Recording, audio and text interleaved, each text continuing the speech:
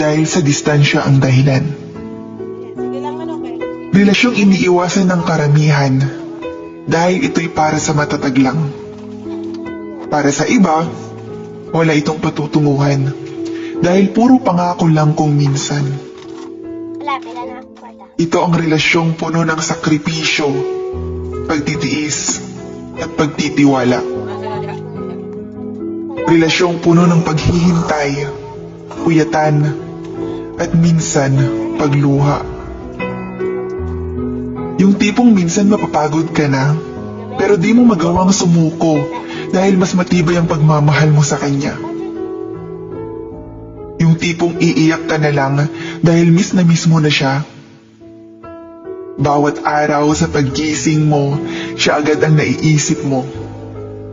Yung di mo man siya makasama, isang tawag niya lang, sobrang masaya ka na. LDR.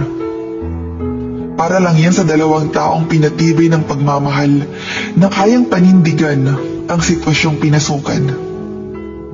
LDR.